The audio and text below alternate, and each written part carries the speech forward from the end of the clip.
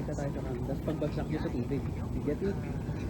Oh, sa tubig natin babagsak. Kasi kapag sa lupa, kita pa rin. It's actually not lost. You first see.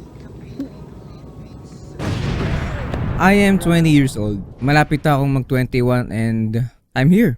This is the moment of our lives where it should be adventurous, experimental, and seeking the opportunities to truly find ourselves. To not be pressured, robotized, and to feed ourselves with unnecessary and unfulfilling experiences. Alam nyo, bigla akong napaisip. Nakataot walang tumanda. Madaming responsibilities and other uncertainties na darating sa buhay natin. Mapa bills, relationship problems, family, budget, money. Pero mas nakataot pala pag wala kang ginagawa sa buhay mo.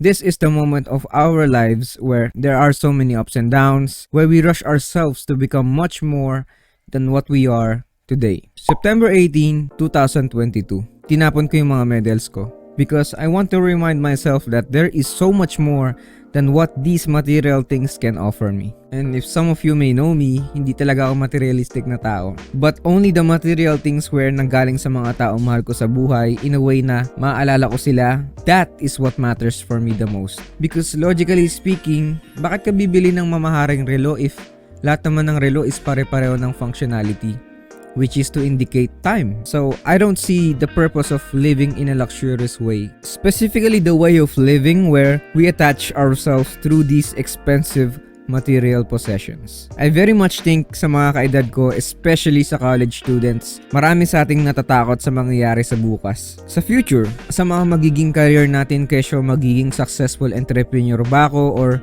magiging sikat na Elon Musk level shit intellect. Lalo na yung word na magiging successful ba ako balang araw. And by the way, I'm not saying na masama mangarap or isipin yung mga expectations na gusto nating marating sa buhay, but the constant pressure we put into ourselves. Of course, lahat tayo gusto maging successful. Of course, lahat tayo gusto maging masaya. Siyempre, lahat naman tayo gusto ma-reach yung sarili nating mga goals or ma-achieve yung mga bagay na ganun. It's our dreams. But if we only focus sa finish line, if we only focus sa dulo to the point na once nakuha na natin yung mga certain achievements that we desire and crave so much, I don't think once we achieve those things, we could finally say to ourselves na, and then I'm happy.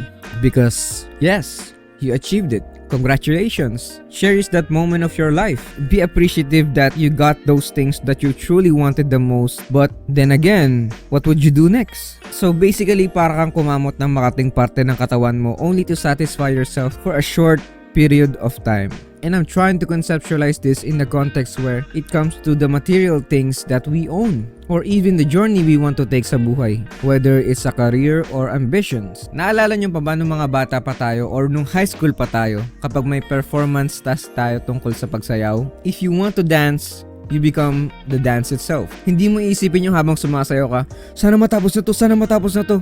You want to dance. You enjoy every step, you cherish those movements that you make because your goal at the first place was to perform. You don't focus at the ending, you focus on performing. We shouldn't be focusing towards the end of our goals, but the progress, the act of doing or making in order to attain that specific material object or experience. Because the fact that the feeling of receiving a reward is just a temporary experience. So going back, bakit ko nga ba talaga tinapon yung mga medals ko? Yung history behind those medals or so-called material rewards is that hindi naman talaga ako nag-develop sa mga experiences na yun as this ideal version na gusto kong maging. Because I wasn't happy achieving those goals. Hindi na fulfill yung experience ko in a way na hindi naman talaga ako nag-enjoy sa mga ginagawa ko nung oras na yun. Yes, I love singing. Nakuha ko yung mga medals. Nagkaroon ako ng achievement. Pero masaya ba ako sa ginagawa ko? Doon tumatak sa isip ko yung mga oras na gusto ko ba talaga yung ginagawa ko. So, September, chinat ko yung best friend ko. Sinabi ko na itatapon ko yung mga medals ko. So, nagbike kami papunta dito and we are pretty sure na one day magiging part na ng subdivision tong lugar na to and everything about this place will change. I think this part of my life yung pinaka magre-resonate sa akin to the point na at that moment, wala akong inaalala.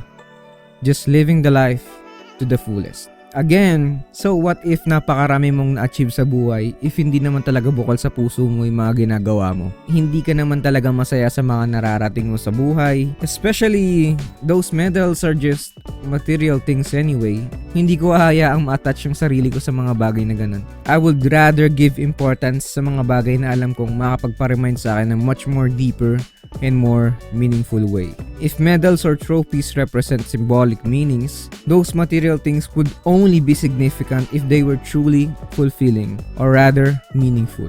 Especially going back to this video will remind me something more than receiving medals or trophies, that there is so much more to life, that progress is so much better than result. And if your happiness becomes your goal, then that is a dog shit goal.